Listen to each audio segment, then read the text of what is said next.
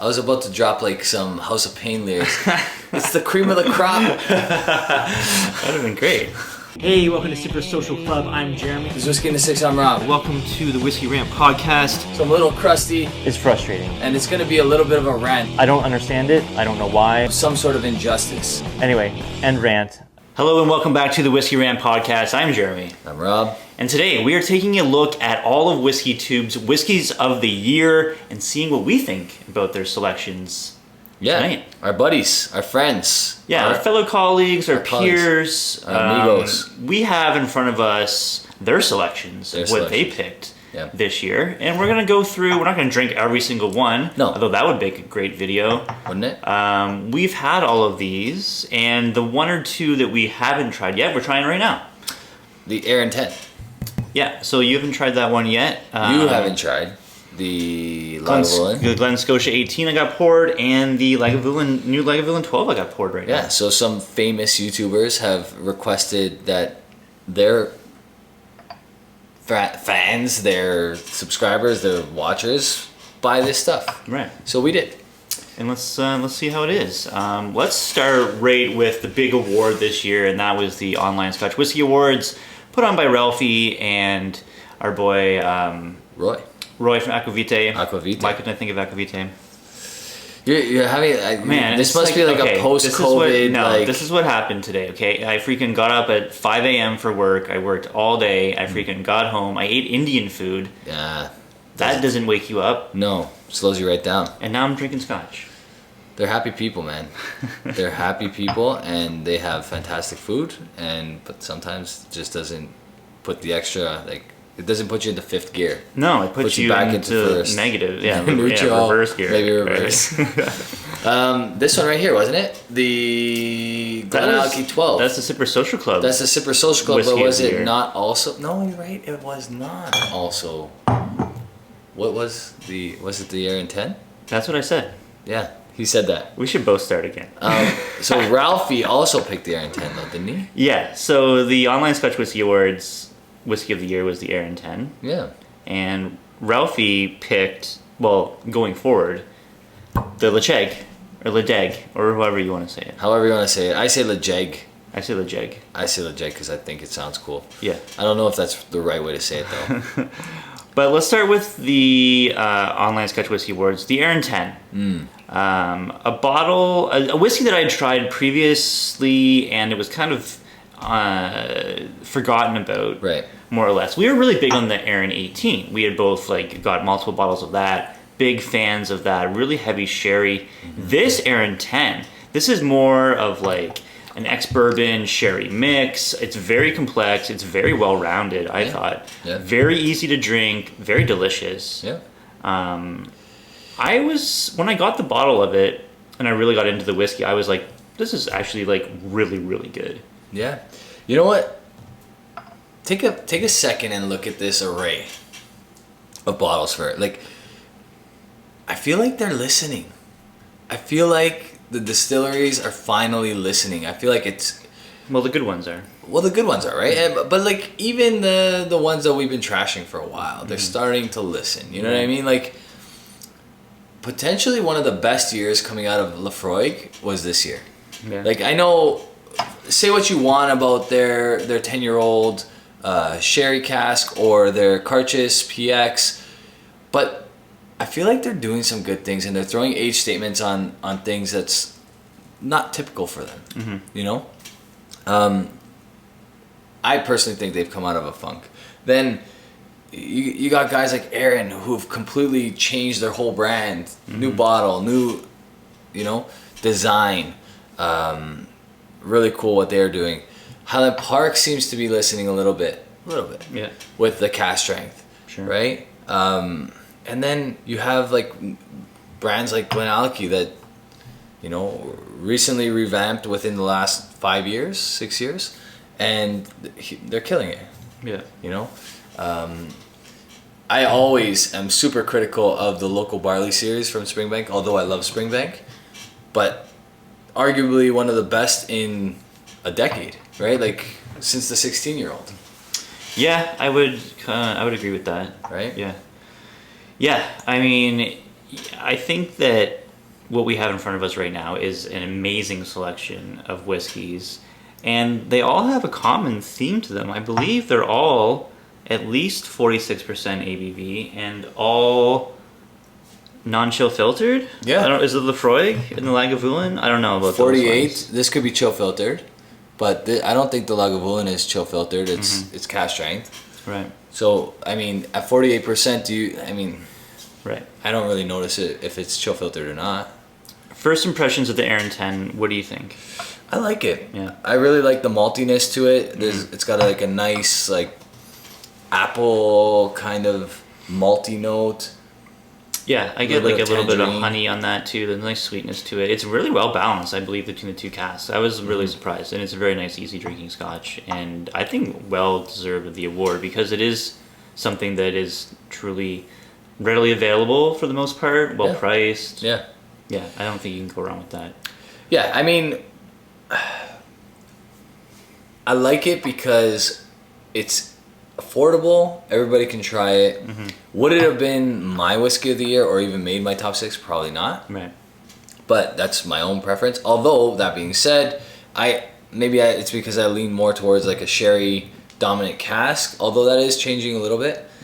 This was on my list. Yeah. Right. This was on my top 6, and it's very affordable. Yeah, the Glenallachie. Yeah, the Glenallachie 12. So I forget that there's some people that are just listening to this sometimes. Right, they can't always see. Yeah. Right. Yeah, they can't see through the car stereo. I apologize, guys. All these are really good, man. The only one that I would say I'm not a big fan of is the Highland Park cask strength. So we'll get to that. Let's move on to Ralphie's 2022 whiskey for this year. Lecheg 10-year-old. This is one we're very familiar with. We won't spend too much time on it. We've both reviewed it before. We've talked about it on this podcast before. Yeah, we pump the tires of this quite often. Yeah, it's one that made a list of mine recently where I did top 5 smoky whiskeys for the fall. Right. It's kind of like a more underrated one. Yeah. It's well priced and it's really delicious. Good Yeah, stuff. I think it's like in my top 5 of the top 10-year-old whiskeys There you go. that I did on my channel. Yeah. So yeah, I've liked that for a long time, and it's always a great buy. Like even at the LCBO, it's like $67, or it used to be anyway. I don't know if that's I changed. think they bumped it a little bit. Yeah. But it's still pretty decent when it's in stock. Right. Of course. Let's move on to our boys at Malt Reviews. They obviously review very rare, expensive auction bottles. But for their whiskey of the year, they pick like what they think is the best value, and they picked the Lagavulin 12-year-old, the 2021 release. This one's coming in at 56.5% ABV. Yeah. I mean, this one was not kept secret by anybody for like this year. Yeah. Surge gave it from Whiskey Fun gave it a 91. Wow. Huge. I believe there's a bunch of reviewers out there giving it like high praise. So when Mike and Narby give something their whiskey of the year, you know it's good and you got to check it out. And the fact that that's readily available it's just fantastic stuff. Yeah, honestly, in my opinion, the best Lagavulin 12 I've ever tasted. Yeah. This is my first time with it tonight. The 2017 was always a great release and my favorite. This is absolutely glorious. Yeah. The 2016, 2017 were excellent. Yeah. After that, it seemed like it kind of dropped a bit, although I will say I didn't pay $50 extra for the eagle on the bottle and the can, whereas I decided to pay the extra $75 for the lion on the bottle and can. Sure. Because of the reviews that I was getting. Yeah. Right? So I bought that just before Mike and Narby called it their whiskey of the year, and I was like, I totally agree. Yeah, it's definitely like the 12's always been, the shining light in the Lagavulin lineup of the more affordable ones that you can get. It's just always been there. I mean, it's been so good. I mean, when you get the Lagavulin at cask strength at 12 years, Yeah. they rarely miss with those releases.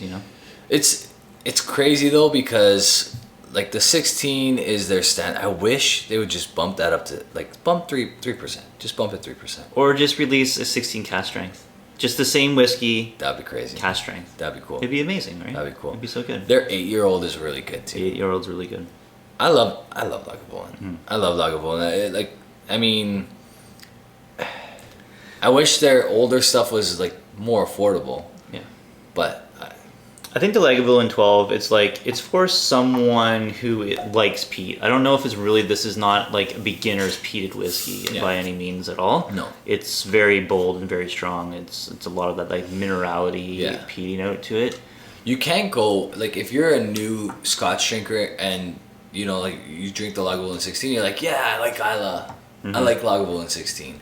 And then you go to the Lagavulin 12, you're in for a rude awakening. It's a step up. Yeah. You're going from the minors to the majors with Yeah. peat influence, I think. Exactly. Because that Lagavulin 16 is very well rounded, and it's rounded out almost the peat. It's very, It's very great. campfire smoke, mild. That Lagavulin 16 is the Macallan 18 of Isla, in my opinion. Does that make sense? Kind of. It's not expensive. Yeah. But it's that one where you can pour and play. You're not going to disappoint anybody. And nobody's going to say, like, this is garbage, take it away from me. You know what I mean? Everybody's going to like it. Doesn't matter who you're serving it to. Yeah. Right? It's just nice to have on the bar. People know it. It's a recognizable bottle, recognizable brand. Yeah. Right? So that's what I mean by it. Like, it's the Macallan of Isla. Yeah. So thumbs up from Malt Reviews for this one. We agree. Oh, yeah. The 12 is great pick. unreal. Great 100%. Let's move on to what do you want to do? Train C. Yeah, let's do Trinity and C. All right, our boys out West Coast. So Trenny picked the Highland Park cask strength, and I believe he picked batch 1 for his whiskey of the year. We have both reviewed this. Yep. Our boy Cam actually let us open his. That's right. Right, he had it first That's right. before it was at the LCBO. Before it was there, yeah, and he let us track it and open try it. it. Yeah, that's right. I remember that. I thought it was great. I remember a lot of people saying like, "Oh, it drinks a tad hot." I didn't think so when I did the review. Yeah, I mean, I still think it's a bit hot, to be honest with you. Yeah, I know a lot of people say that. And I'm not, you know me. I'm like Narby's joke is that I gotta add gasoline to my whiskey in order for it to be strong. I gotta enough. bring this ABV up. Yeah, yeah. So for me, it does drink a bit hot. I don't know why, but I think it may speak to the age a little bit. Right. Which I'm fine with, even if it's 3 years old. I don't care. Yeah. But, it's good. It's just not my favorite. Yeah. Yeah. I thought I liked it. I think that I really commended Highland Park for finally releasing something cask strength. It's been a long time coming. That's what I mean by like a step in the right direction. You know what I mean? Yeah. Yeah. C picked the Balvenie Peat Week 14, another bottle that both of us had reviewed. Yeah, I love that bottle. You know what? I was very pleasantly surprised with that bottle because I had previous peat weeks, like right when they first came out, and I was like, nah, save the peat for Isla, guys, because you're not doing a great job of it. But subsequent releases, especially the most recent one, I thought was really good. Yeah, it reminded me a lot of this, actually. It reminded me a lot of like that Port Charlotte, that Octomore style peat, but not necessarily as intense as those. But yeah, I really like it. Yeah. I think it's expensive for what it is. Like it's in this market, it's you can't buy it here. Yeah, it's like $275 or something. Yeah, but I think a few stores now have it on sale for like $200 in Canada. But like that's still high for a 14-year-old whiskey. Yeah. And like you're giving it to us at 47%. Sorry, 47 or 48, something like that. But it's high. That's high. That's $200. It shouldn't be that much. Yeah, too much. Right, and I love Balvenie. I think they price themselves out of. I mean, it's weird for this market, right? It doesn't make sense in Ontario how Balvenie's priced. If you look in the U.S., it's reasonable and it's fine. Well, since we're talking about Port Charlotte, let's go on to Port Charlotte because that's our friend Whiskey Dick. He picked this as his whiskey of the year. Yep. Again, this is one that came up on my top 5 peated scotches to drink in the fall. Right. Really good. Love Port Charlotte stuff. This is just a staple in their lineup. 50% ABV, really nice and balanced. Really good. That like mineral iodine combo. That's really nice. Yeah. Actually surprised that Whiskey Dick picked this one because I didn't think he was a big Isla guy, but. I like everything Port Charlotte. To be honest with you, I like everything Port Charlotte. I think if you're going to buy, if you want that Octomore experience, but you don't want to like dish out $300 now, that's a nice like runner up. Yeah, you know what I mean. So for 1/3 the price, you can get the 10-year-old Port Charlotte. Yeah, heavily peated.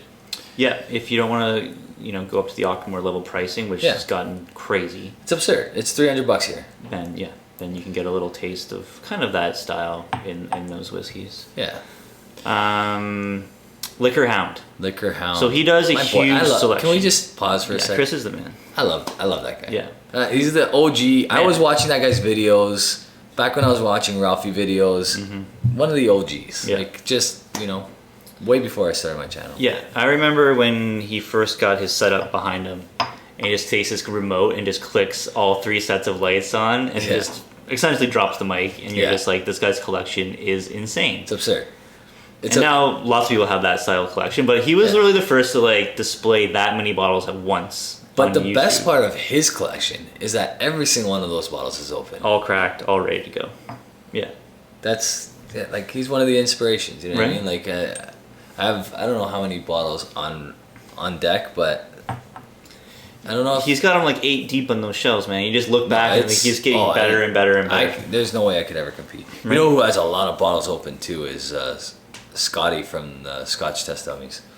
That's true. His little studio there is full. He's got a ton of bottles full. Open. You have a lot when you need those metal racks, right? Because it's like you need make sure you drill in the stud or that's just coming down. Yeah, exactly.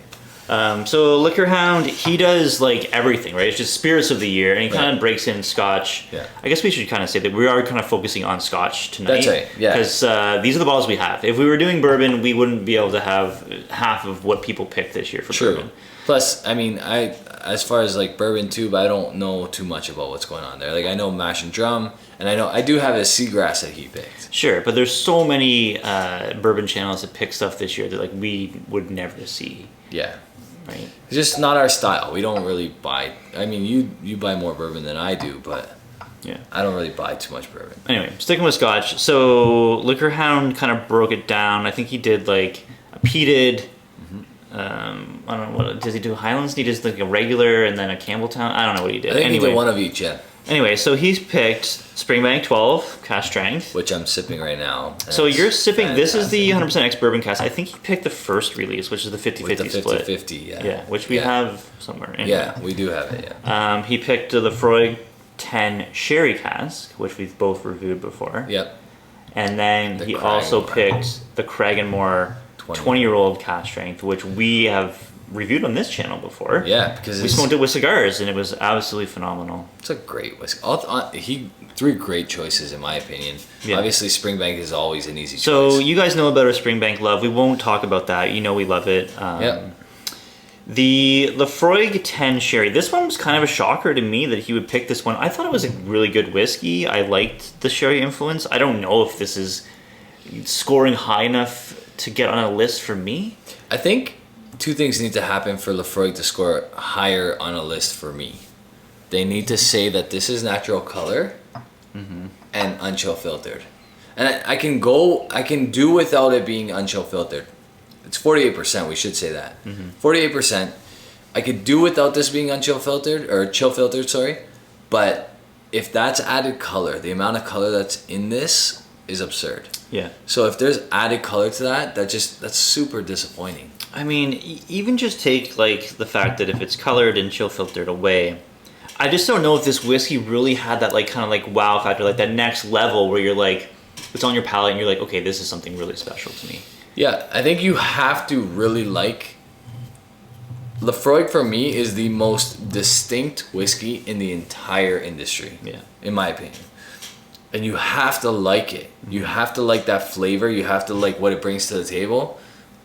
Or else you're never going to fully love any of their expressions. Right. Because it exists in that cartridge that's heavily sherried, but you still get it. It exists in this. It exists in their standard 10-year-old cask strength, their standard 10-year-old. So if you don't like that Lefroyism or Lefroy essence, ism's definitely not the right word. Yeah. You're not gonna like it. Yeah, I mean, obviously the Cragganmore we love. We talked about it. I just think that this was an interesting pick for me for that. Honestly, I really like that. I like that a lot more than you did, though. But I think I like Lefroy more than you do in general. Sure. Fair. So. All right, let's move on to who do we got left? We got Our boy Whiskey Whistle. Whiskey Whistle. Now, So- this one, when I watched his Whiskey of the Year, I was really impressed that he picked this bottle. Okay. I was like, wow, man, that's a great selection. It's like outside the box. No one else is picking this. That's right. Right? Honestly, so something happened this year with the Glen Scotia 18 because, mind you, this is the first year I bought it, but I didn't even know that he picked it before I bought it. And technically, it was a throw-in in a bundle that I had to buy. So it was like I had to get this to get the Springbank 18. And it was the bonus because it was even better than I expected because it's actually, in my opinion, better than the Springbank 18. There you go. So Mark nailed it. Absolutely, he did. And I mean, I'm trying this right now for the very first time, and I'm falling in love with it. It's absolutely delicious. It reminds me of a Springbank a little bit. Yeah. It's got similar characteristics. The viscosity is through the roof. Yep. It's very, very viscous on the palate. I absolutely love that. Yeah. And it's just Campbelltown goodness, man. Yeah, and that's the thing is, for a while this was getting poor reviews for the last 3 or 4 Previous years. Yeah. So whatever they did this year, keep doing it, Glen Scotia, because you killed it. I messaged you guys the other night, right? And I'm like, whatever they did to this Glen Scotia, I hope they keep doing it because it's fantastic. Honestly, it's fantastic. I really love it. Yeah. Really so love it. definitely. Great pick by Mark. Yeah. Absolutely great pick. Yeah. And I mean, what a great lineup of stuff. You know, obviously ours, the Glen Alecky 12 I picked, and you picked the Springbank Local Barley 10 Yeah. from this year. But I mean, if you're leaving this table tonight and you're taking one bottle with you, what are you grabbing? That's a tough question. So I'm drinking your Springbank 100% bourbon cask, and I really like it. It's, I think, a little bit more peated than usual. Okay. It kind of reminds me of a bourbon cask long grow. But that being said, The Springbank distillate really shines out of this. it I does. think, It's for really sure. nice. And you kind of have to like that, Yeah. I think, to love this whiskey. Absolutely. And a lot of people do. I mean, if I'm taking one bottle home, it's still my. Obviously, we shouldn't pick our own stuff. Sure. Right? So I'm not going to pick my own. I won't even pick yours because this was part of my list too, and it was pretty high up. I think I'm picking this Glen Scotia, Glen Scotia 18. It's honestly, it's delicious. I love everything on this table except for one or two things I'm not a huge fan of, but I still really enjoy them. Yeah. But this Glen Scotia, I've been drawn back to it almost every time yesterday I had a dry night. I think I got it 3 or 4 nights ago, and I've been drawn back to it a couple times since. So that tells me that it's good. Yeah, I think I'm right with you. I would take the Glen Scotia 18 or the Cragganmore 20. I think those two Cragganmore 20 is a great pick. Would be my selections. This Cragganmore 20, we've talked about it lots. I think it's amazing. Yeah, it's fantastic. And that's not to knock this Lagavulin 12. I know. The Lagavulin 12 is fantastic And then too. there you are then with the Lagavulin Right? 12. I mean, yeah. So you're not going to make a bad selection here. But yeah, that Glen Scotia, man. It's special. And it's holding up against stuff that's cask strength too. So that's the other thing we got to measure this with. A 46% whiskey for Springbank doesn't usually hold up for me. Yeah. And I noticed that with the 18-year-old. Hopefully it gets better with time. But I purchased another 18-year-old not that long ago, maybe 2017, and I wasn't the biggest fan of it. Then Jasper let us try, what was it, the 2019 or 2020? 2019. The 2019 Springbank 18 was fantastic. Of course, everything 2019 from Springbank core range was great. Fantastic. Right? It was so good. Yeah. So good. And especially the 10-year-old. Yeah, the 10-year-old was stupid. All of them. That year, that 21-year-old was... The 21-year-old was absolutely insane. Absurd. The 25-year-old was magical. Yeah, they're all... That was a great year for Springbank. But this year's Springbank 18, I don't know. I'm getting a little bit like of a note that I'm not a big fan of. Yeah. So then when I poured this next to it, I was like, wow, like Glen Scotia might like murder Springbank this year in the 18-year-old category. Yeah. But yeah, I'm gonna have to go with the Glen Scotia 18. There you go. Yeah. Well, I think our peers did like an amazing job of their whiskeys of the year. So we know that there's WhiskyTube and there's like subcategory Bourbon Tube, but I would say that the channels that picked these whiskeys, for the most part, gravitate towards Scotch. Yeah. Right? I mean, maybe not Trinity and C are like, they love their Canadian whiskey, they love their bourbon, but I think if you were like to probe them, they'd probably say Scotch too. I think so. And I think Liquor Hound, even though he does all spirits, a wide array of everything, really. Yeah. But I think he's still his heart. If you look at his bar, it's mostly Scotch. Exactly. Right? And that's the number one indication in my opinion, right? So we should hashtag Scotch Tube, right? Like this is Scotch Tube, and right. I really want to know. I'm very curious to know what the Scotch for Dummies are gonna pick, what the Scotch Test Dummies are gonna pick. Yeah, there's a video still not released as of recording. If Aquavite releases one this year, I'm not sure. I don't know if he like decided against it. I know he has in years past. I think he's a little bit hesitant because of what happened with like certain ones that he's picked in the past where people like go out, stock up on it. I don't think he wants that to happen. So he doesn't want to be a part of that, which I totally get. I might be putting words in his mouth. I don't know. I think that's kind of his reasoning behind it, but I could be wrong. Either way, I respect it. But yeah, I'm curious to know what the other two Scotch channels have to say, at least.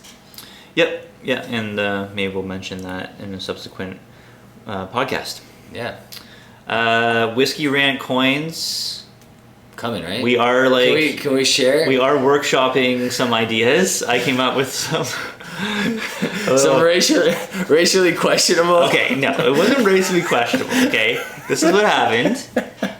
I'm trying to design a coin with our faces as cartoons, and Rob's came out a little darker than he is, and he thought he was a different ethnicity than Which he is fine. I'm totally cool. We're gonna fix that. Don't you worry. It could go out as is, and I'd be totally fine with it. I have no problem being represented by any, of course, but. It was just funny. It was funny to see. It was hilarious. When I was working on it, I was like, "This is hilarious." Yeah, absolutely. But anyway, we are working on it. We've talked about it for a year. Too long. But we are actually designing. And by we, I should say it's this guy. I will do it. Rob will look at it. He'll laugh, and then I'll change it, and then we'll decide. You need to get quick little tire pump here. But this guy needs way more credit than he gets on a regular basis, because if it wasn't for him, he makes the trek from downtown to my place on a regular basis. He takes the footage, goes home, edits it himself, puts it up on both of our channels. Round of applause, please. Hey, it's a work of passion, and I'm happy to do it. And I pay him nicely with Scotch sometimes. That's true. I mean, every time I come here, I'm very well drank, and you can't get that anywhere else. So, very appreciative. Dare I say the best bar in Vaughan? Best bar in Vaughan, yeah, absolutely, because it's the only one that's open for me anyway. Yeah. All right. Well, thanks so much for watching, guys. We much appreciate it. Let us know about whiskeys of the year and what you guys have seen on different people's channels, and which one would you pick? Yeah. If you had to take a bottle home, or maybe one that you haven't tried yet that you would most want to try, let us know in the comments down below. If you were lucky enough to try every single one of these, I want to know which one was your favorite, and if you weren't, which one do you want? Yeah. Not thinking about any secondary pricing, just the taste of the whiskey you want to try. If you were here, we could pour you anything of this. What one do you want to try most? Let us know. Yeah. All right, and that's it. We'll see you guys next time. Thanks so much for watching, and cheers. Cheers, guys. Bye.